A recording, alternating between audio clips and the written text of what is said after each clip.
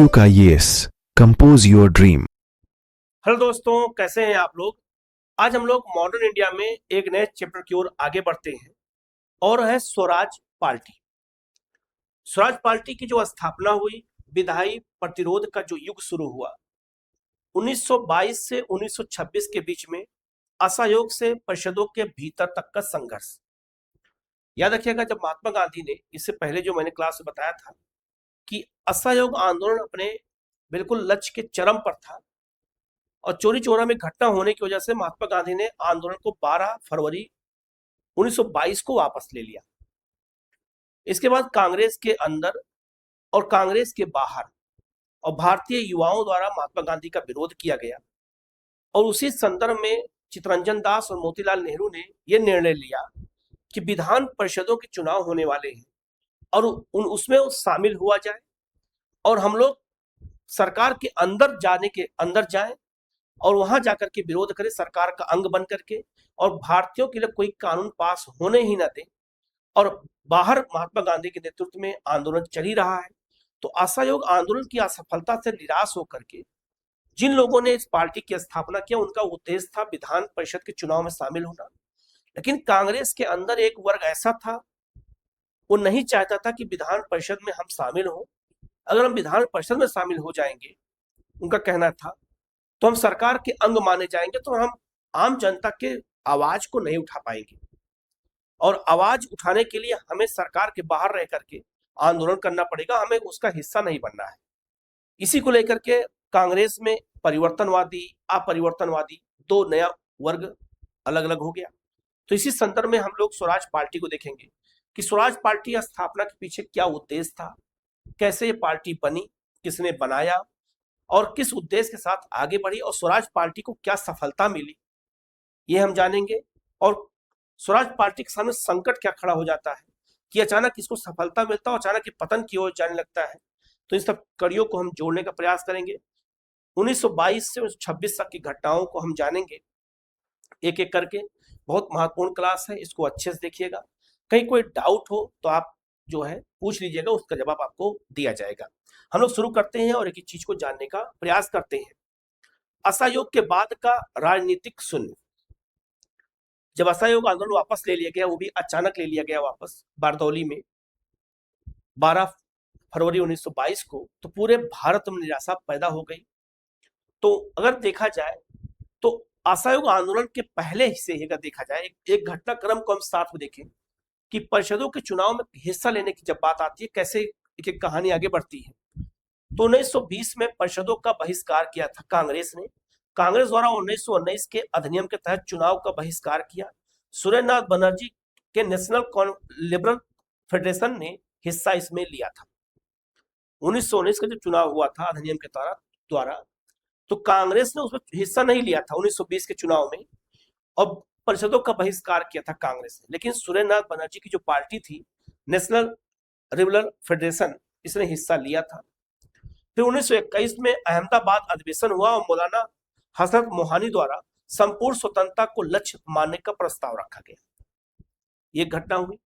फिर जून 1922 में रणनीति की खोज हुई और भावी रणनीति तय करने के लिए सविनय अवज्ञा जांच समिति का गठन किया गया। ये काम हुआ। इसके बाद सविनय अवज्ञा जांच कमेटी बनाई गई, जिसके अध्यक्ष हकीम अजमल खां थे। बहुत महत्वपूर्ण, याद रखिएगा। अगर आपसे क्वेश्चन पूछा जाए कि सविनय अवज्ञा जांच समिति कब बनाई गई थी, बहुत इंपॉर्टेंट है, तो जून 1922 में बनाई गई थी। इसके अध्यक्ष कौन थे? हकीम अजमल खां थे, ये याद रखिएगा। प्रतिवेदन क्या था? मोतीलाल नेहरू ने दिया था और सदस्य डॉक्टर अंसारी, सी राजगोपालाचारी, विठल भाई पटेल और कस्तूरी रंगा, ये लोग इसके सदस्य थे सविनय अवज्ञा जांच समिति के। तो सविनय अवज्ञा जांच समिति 1922 में बनाई गई थी, जून में। इंपॉर्टेंट है, इसको याद रखिएगा, यहां से क्वेश्चन पूछा जाता है। हकीम अजमल खां को जरूर याद रखिएगा, उसी के अध्यक्ष थे। और इस समिति में नाम मुख्य रूप से जुड़ा हुआ है किसका? मोतीलाल नेहरू का, जो प्रतिवेदन दिया था। सीराज गोपालाचारी, अंसारी, विठल भाई पटेल, ये सब इसके सदस्य थे। ये क्वेश्चन कई बार आया हुआ है, इसलिए इसको ध्यान से देखिएगा कि क्वेश्चन अगर आए तो आपका गलत ना होने पाए। ठीक है, आगे बढ़ते हैं। इसके बाद क्या हुआ कि कांग्रेस में वैचारिक विभाजन हो गया।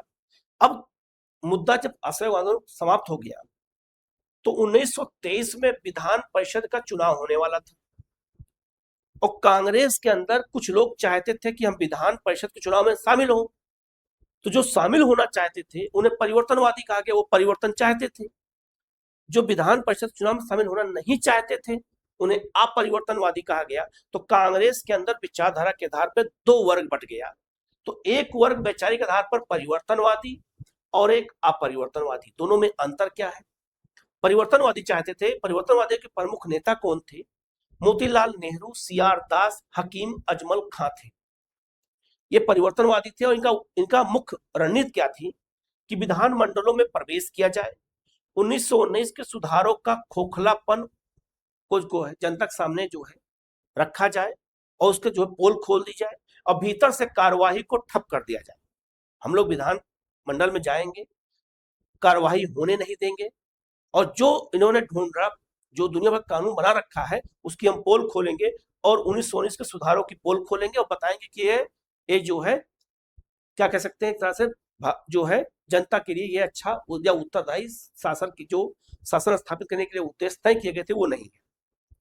प्रारंभिक कदम क्या हुआ कि 16 दिसंबर 1922 को मोतीलाल नेहरू और मदन मोहन मालवीय द्वारा इंडिपेंडेंस पार्टी की स्थापना की गई और 1922 गया अधिवेशन में प्रस्ताव रखा गया जो अस्वीकार हो गया। 1922 का गया में बिहार का दूसरा अधिवेशन था जिसके अध्यक्ष चित्तरंजन दास थे। इसी अधिवेशन में पार्टी का बनाने का प्रस्ताव रखा गया कि हम विधानमंडल के चुनाव में प्रवेश करें, तो प्रस्ताव को खारिज कर दिया गया। उससे आगे मैं भी घटना बताता हूं। मैं अपरिवर्तनवादी क्या चाहते थे, कौन कौन लोग थे? प्रमुख नेता में श्री राजगोपालाचारी, डॉक्टर राजेंद्र प्रसाद, सरदार पटेल और अंसारी, महात्मा गांधी, ये सब लोग थे। इनका कहना था कि नहीं हम विधानमंडल के चुनाव में शामिल नहीं होंगे। इनकी रणनीति क्या थी कि गांधी जी के रचनात्मक कार्यों चरखा, हरिजन उत्थान, मध्य त्याग का जो है समर्थन किया जाए और परिषदों के बहिष्कार को जारी रखा जाए। हम चुनाव में शामिल नहीं होंगे, इसको हम विरोध करते रहेंगे और महात्मा गांधी के रचनात्मक कार्यों का हम समर्थन करेंगे। चरखा चलाना है, हरिजनों के उत्थान के लिए काम करना है और नशीले पदार्थों पर जो बेचा जा रहा है, दारू शराब बेचा रहा है, उस पर प्रतिबंध लगाने का हम काम करेंगे। हम विधान परिषदों में शामिल नहीं होंगे। तो इन्हें क्या कहा गया? अपरिवर्तनवादी, क्योंकि परिवर्तन नहीं चाहते थे। प्रारंभिक कदम क्या हुआ? गांधी सेवा संघ की स्थापना की गई, पूरे देश का दौरा हुआ और अप्रैल 1923 में नागपुर में ध्वज फहराया गया और सम्मान में झंडा सत्याग्रह, नागपुर चलो का नारा दिया गया। इन लोगों ने एक काम किया। तो दोनों की रणनीति अलग अलग थी, इसीलिए इन्हें परिवर्तनवादी और अपरिवर्तनवादी कहा जाता है। अगर आपसे एग्जाम में पूछ दिया जाए कि कांग्रेस के अंदर वैचारिक रूप से जो परिवर्तनवादी थे वो कौन थे और अपरिवर्तनवादी कौन थे, उनके क्या उद्देश्य थे, किस बात को लेकर के वैचारिक मतभेद हुआ था, इसको याद रखिएगा।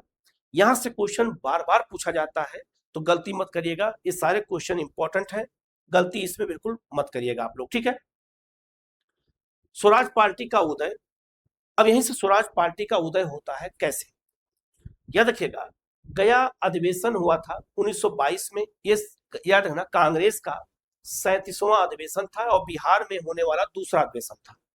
पहला अधिवेशन 1912 में हुआ था बिहार में, याद रखिएगा, और दूसरा अधिवेशन हुआ बिहार में, गया अधिवेशन था 1922 में। विधानमंडल प्रवेश का प्रस्ताव अस्वीकार होने पर सीआर दास और मोतीलाल नेहरू ने त्यागपत्र दे दिया और 31 दिसंबर 1922 को गठन की घोषणा कर दी। याद रखिएगा, गया अधिवेशन के अध्यक्ष सीआर दास को बनाया गया और जब अध्यक्ष बन गए तो मोतीलाल नेहरू, ये सब लोगों ने प्रस्ताव बनाया कि विधानमंडल में प्रवेश करने का एक प्रस्ताव कांग्रेस के अधिवेशन में पास करा लिया जाए, लेकिन वहां उदारवादियों का और महात्मा गांधी का वर्चस्व ज्यादा था। उन लोगों ने इस बिल को पास होने ही नहीं दिया, तो गुस्से में आकर के सीआर दास ने गया अधिवेशन से त्यागपत्र दे दिया, मोतीलाल नेहरू ने त्यागपत्र दे दिया और याद रखना कांग्रेस पार्टी भी छोड़ दी इन लोगों ने। और 31 दिसंबर को ही 22 को ही उसी अधिवेशन में खड़ा होकर के इन्होंने घोषणा कर दिया कि हम एक नई पार्टी बनाएंगे, याद रखिएगा। औपचारिक स्थापना मार्च 1923 में इलाहाबाद में की गई। इलाहाबाद में कांग्रेस खिलाफत स्वराज पार्टी के रूप में संगठन हुआ। तो स्वराज पार्टी का पूरा नाम क्या है? कांग्रेस खिलाफत स्वराज पार्टी, कांग्रेस के खिलाफ स्वराज पार्टी है, ये नाम ही था इसका। तो हम आम बोलचाल में कह देते हैं स्वराज पार्टी। अगर आपसे कोई क्वेश्चन ये पूछ दिया जाए कि स्वराज पार्टी का पूरा नाम क्या है, तो बुखार चढ़ जाएगा।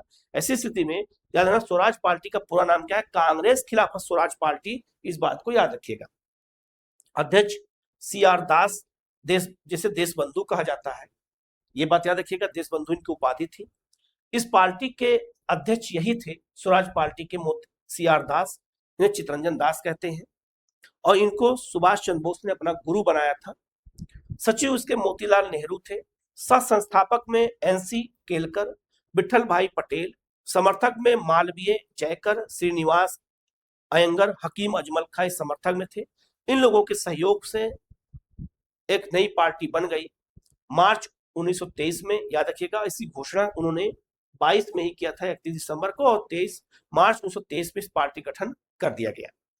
इसकी स्थापना इलाहाबाद में की गई है, ये भी याद रखिएगा, ये भी क्वेश्चन पूछा जाता है, गलती मत करिए कि स्वराज पार्टी गठन कहाँ किया गया था। ठीक है, स्वराज आम जनता के लिए होना चाहिए, केवल वर्गों के लिए ये नहीं। ये CR दास ने कहा था कि जिस स्वराज की आप मांग कर रहे हैं वो आम जनता के लिए होना चाहिए, और इसलिए हमें जो है विधान मंडल में जाना चाहिए, जनता के सहयोग से जनता हमें वोट देगी, और वर्गों के लिए स्वराज नहीं होना चाहिए।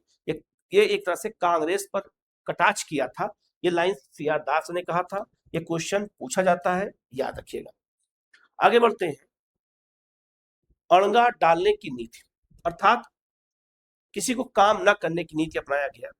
स्वराज पार्टी का उद्देश्य था सरकार चलाना नहीं, हम विधानमंडल में जाएंगे लेकिन सरकार चलने नहीं देंगे, बल्कि परिषदों के भीतर से राष्ट्रीय आंदोलन को जारी रखना था। यही इनकी डिमांड ही थी कि हम सरकार के अंदर जाएं, विधानमंडल में बैठें और हम सरकार न चलने दें, कोई बिल भारतीयों के खिलाफ पास न होने दें। इनका भी उद्देश्य गलत नहीं था, इनका भी उद्देश्य सही था, और बाद में कांग्रेस ने स्वीकार भी तो कर लिया और 37 के चुनाव में शामिल भी हुई।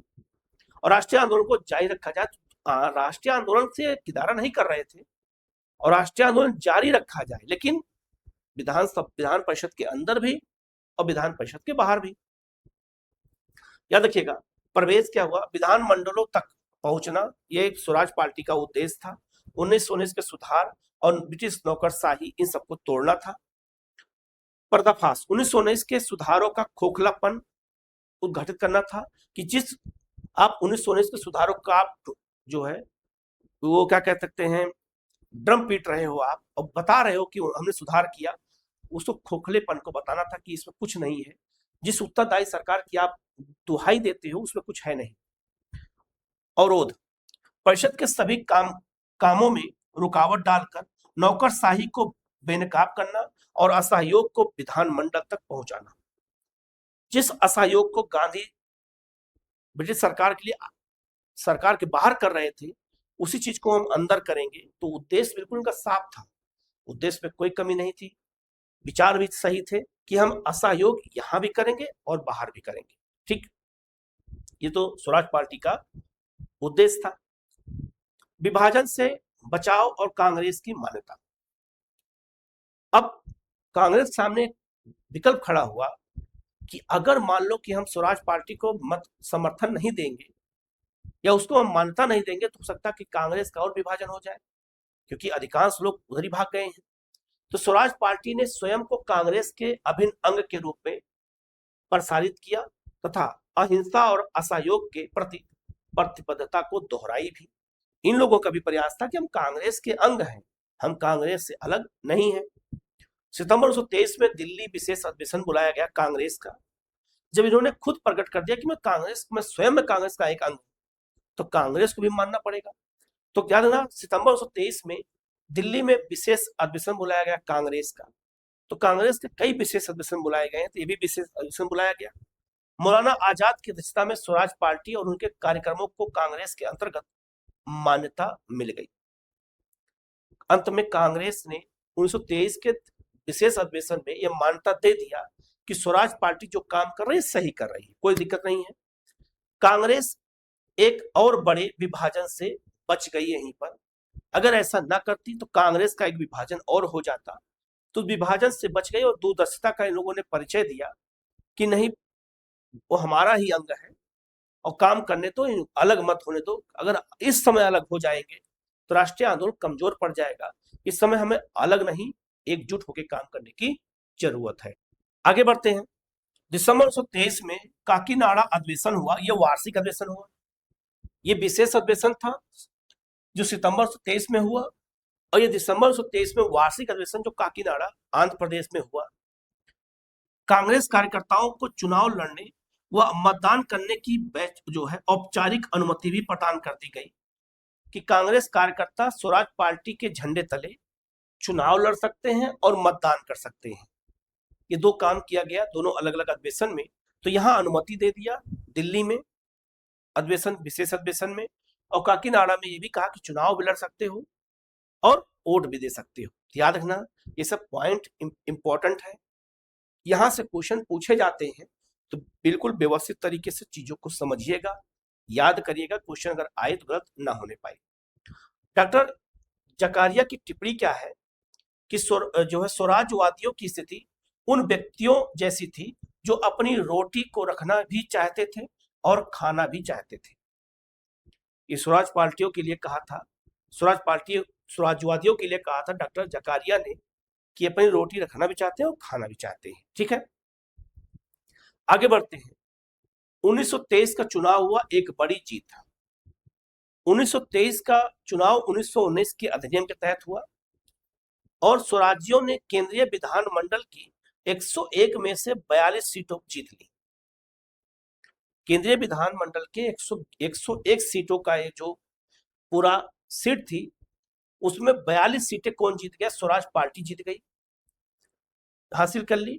चुनाव घोषणा पत्र का वादा था कि सरकार के कामकाज को बाधित करना। जो चुनाव का घोषणा पत्र जारी होता है वो चुनाव के पत्र घोषणा पत्र में ही यही लिखा हुआ था कि सरकार के कामकाज को हम बाधित करेंगे, और जनता ने भारी मात्रा में 101 में से 42 सीटें केंद्रीय विधानमंडल के चुनाव में जितवा दिया। इंपॉर्टेंट है, याद रखिएगा। अस्पष्ट बहुमत मध्य प्रांत मिला। तो जो स्वराज पार्टी थी वो केंद्र में भी चुनाव लड़ी थी और राज्यों में चुनाव लड़ी थी, तो बहुत सारे राज्यों में चुनाव हुआ था। तो केंद्र में तो 42 सीटें जीत गए 101 में से, लेकिन अस्पष्ट बहुमत मध्य प्रांत मिला, अर्थात मध्य प्रदेश में अस्पष्ट बहुमत मिला। वहां पे सरकार बनाई राज्य विधानमंडल में। संतोषजनक सफलता बंबई और उत्तर प्रदेश में मिली, संतोषजनक सफलता। सबसे बड़ा दल बंगाल में बन के उभरा स्वराज पार्टी का, और निराशाजनक मद्रास और पंजाब। मद्रास और पंजाब में इनको हार का सामना करना पड़ा। किसको? स्वराज पार्टियों को। स्वराज पार्टी को बंगाल में सबसे बड़ा दल बना, अस्पष्ट बहुमत मध्य प्रांत में, और संतोषजनक सफलता बंबई और उत्तर प्रदेश में, संयुक्त प्रांत में। तो इसकी सफलता भी याद रखना एक बड़ी जीत है। कहां कहां सरकार बनी, कहां नहीं बनी, कहां कैसे हुआ, पूरा डायग्राम के माध्यम से समझेंगे तो आपको चीजें अच्छे से याद हो जाएगा और आपके क्वेश्चन गलत नहीं होंगे। ठीक है, गांधी दास समझौता 1924। पार्टी बन गई, पार्टी ने चुनाव लड़ा, चुनाव जीत गई। तो महात्मा गांधी और सीआर दास के बीच में एक समझौता हुआ। तो समझौता था क्या? ध्यान देना, 6 नवंबर 1924 को, ये डेट याद रखिएगा, बहुत महत्वपूर्ण है। 6 नवंबर 1924 को बंबई में गांधी जी, सीआर दास और मोतीलाल नेहरू के मध्य एक ऐतिहासिक समझौता हुआ। इस समझौते को इतिहास में गांधी दास समझौता कहा जाता है 1924 में। आपसे क्वेश्चन पूछा जाएगा कि गांधी दास समझौता कहां हुआ था? बंबई में। समझौते में कब हुआ था? समझौता कब हुआ था? तो 6 नवंबर 1924 को। ये दो डेट याद रखिएगा, एक तरफ गांधी, एक तरफ सीआर दास थे, मोतीलाल नेहरू थे। समझौता क्या हुआ कि स्वराज पार्टी अपना काम कांग्रेस से स्वतंत्र होकर के एक स्वायत्त निकाय के रूप में करेगी और स्वराज पार्टी का अपना अलग सचिवालय होगा।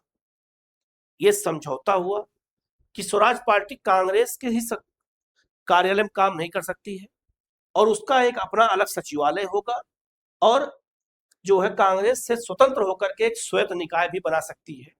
ये छूट स्वराजवादियों को गांधी दास समझौते में दे दिया गया। पुष्टि हुई 1924 के कांग्रेस के बेलगांव वार्षिक अधिवेशन में। इस समझौते को औपचारिक स्वीकृति दे दी गई।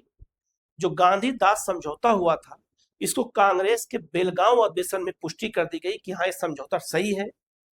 और याद रखिएगा, ये बेलगांव अधिवेशन के अध्यक्ष महात्मा गांधी स्वयं थे और इन्होंने इस समझौते पर मुहर लगा दिया और कहा कि जो है ये दो समझौता हुआ स्वराज पार्टी और महात्मा गांधी के बीच में। इसे सीआर दास याद रखना, तो गांधी दास समझौता इसको कहते हैं, बंबई में हुआ था। बहुत इंपॉर्टेंट है, इसको भी याद रखिएगा, क्वेश्चन पूछा जाता है, गलती मत करिएगा। नगर पालिकाओं पर कब्जा। जब विधानमंडल का चुनाव खत्म हो गया तो नगर पालिका का चुनाव हुआ, तो विधानमंडलों के साथ साथ स्थानीय स्वशासन में भी स्वराजवादियों का वर्चस्व स्थापित हो गया। कलकत्ता में सीआर दास मेयर बनाए गए स्वराज पार्टी से। स्वराज पार्टी में जीत करके कलकत्ता के मेयर सीआर दास बनाए गए। अहमदाबाद के मेयर विट्ठल भाई पटेल बनाए गए, याद रखिएगा। पटना के डॉक्टर राजेंद्र प्रसाद बनाए गए मेयर, और इलाहाबाद से पंडित जवाहरलाल नेहरू मेयर बनाए गए। ये सब स्वराज पार्टी जुड़े हुए थे और सब मेयर बनाए गए अलग अलग, ठीक है। इनको भी याद रखिएगा, क्वेश्चन पूछा जा सकता है कौन मेयर कहाँ का बना था। आगे बढ़ते हैं, विधानमंडल में प्रमुख उपलब्धियां। स्वराज पार्टी चुनाव जीत गई तो उसको क्या उपलब्धि मिली, किन उपलब्धियों के साथ आगे बढ़ी।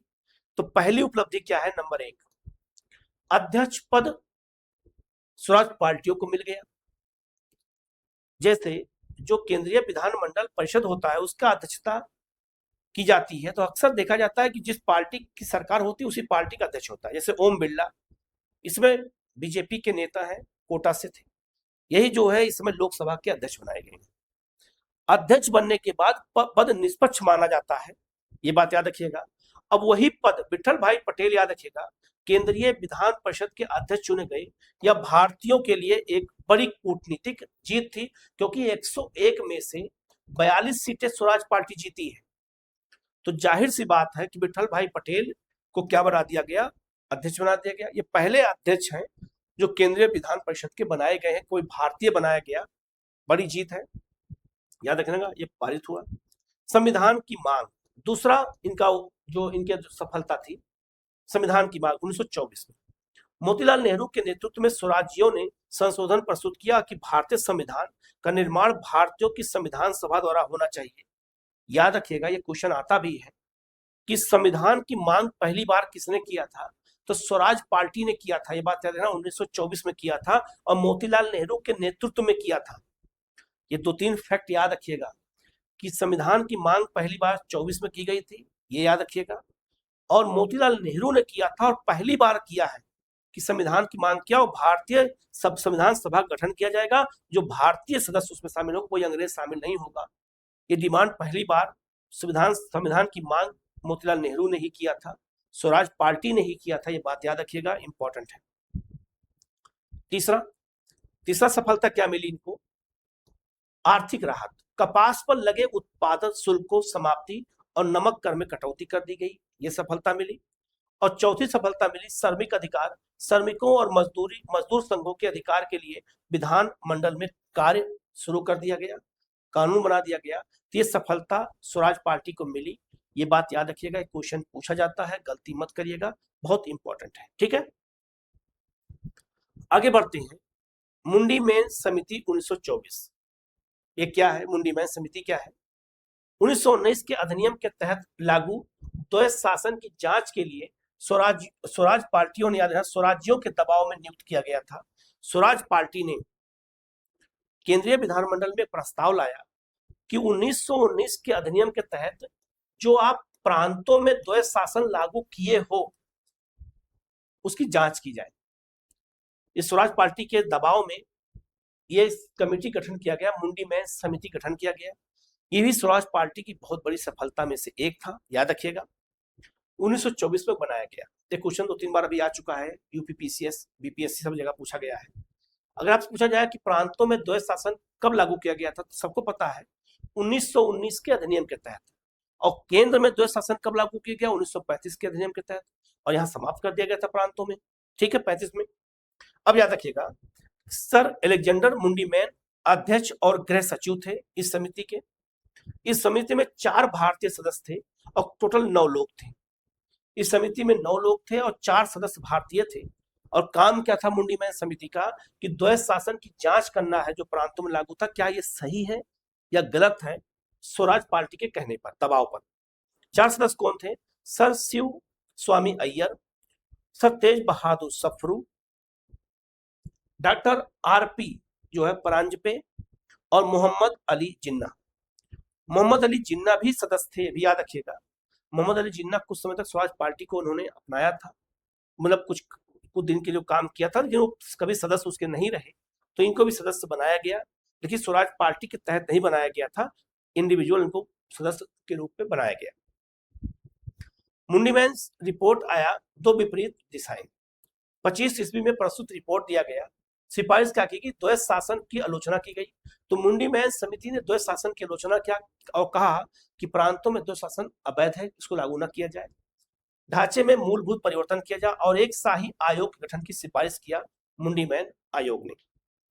बहुमत रिपोर्ट, कौन ब्रिटिश अधिकारी, निष्कर्ष, द्वैत शासन सही से लागू नहीं हुआ है, इसे सही अवसर मिलना चाहिए, नहीं मिला, अनुशंसा केवल छोटे सुधार किए जाए, ये बहुमत रिपोर्ट में बताया गया।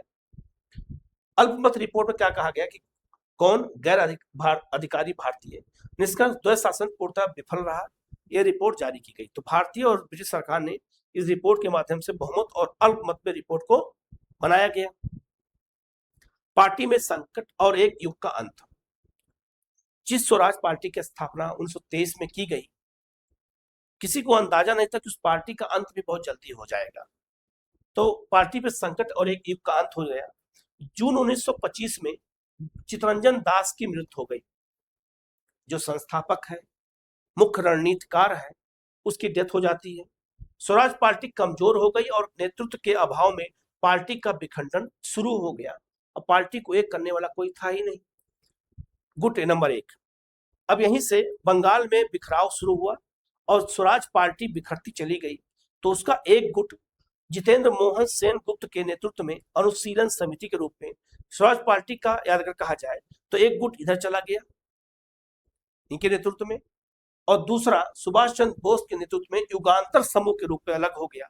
तो युगांतर समूह और अनुशीलन समिति के रूप में स्वराज पार्टी विखंडित हो गई। यह याद रखिएगा, क्वेश्चन पूछा जाता है, इंपॉर्टेंट है, ठीक है। दूसरा विभाजन, वैचारिक बिखराव हुआ, एक प्रत्युत्तरवादी और एक आपका अन प्रत्युत्तरवादी। ये क्या थे, नीति क्या है, प्रतियोगी सहयोग, हिंदू हितों की रक्षा के लिए सरकार के साथ सहयोग करना, इन्हें प्रत्युत्तरवादी कहा गया।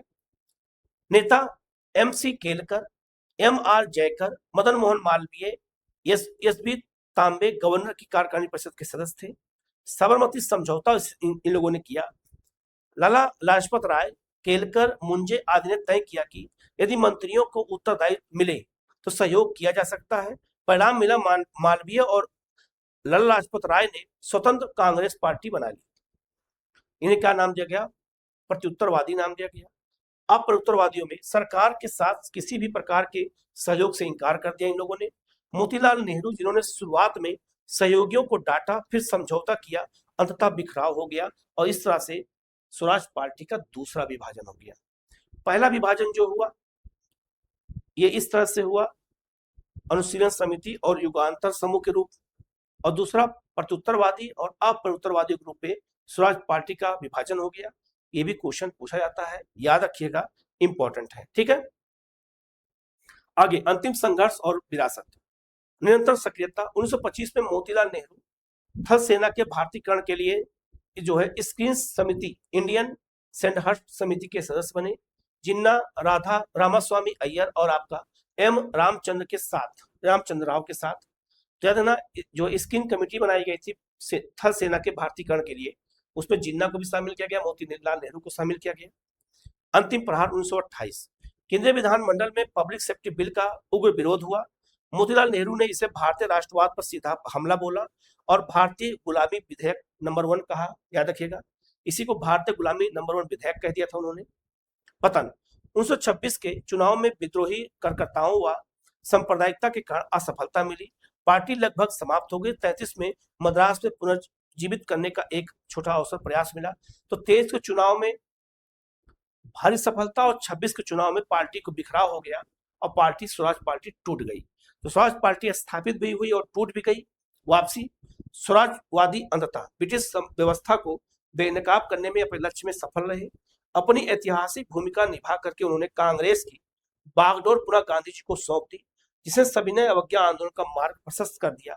ये भी 22 से लेकर के 26 के बीच में जो संघर्ष स्वराज पार्टियों ने किया, इसको भी भुलाया नहीं जा सकता। उन्होंने कई काम किए, कई चीजों में सफलता मिली। तो यहाँ से क्वेश्चन पूछा जाता है, इंपॉर्टेंट है, इसको याद रखिएगा। बहुत महत्वपूर्ण चैप्टर था, इसलिए इसको अलग बताने का प्रयास किया गया। तो कोई भी डाउट होगा तो पूछ लीजिएगा। इसमें परिवर्तनवादी, अपरिवर्तनवादी, परिउत्तरवादी, अपरिउत्तरवादी, सब क्वेश्चन पूछा जाता है, इन सबको याद रखिएगा। कहीं कोई डाउट हो पूछेगा। तो आज हम लोग यहीं तक करते हैं, आगे मिलते हैं नए चैप्टर के साथ नई क्लास में। Okay, thank you.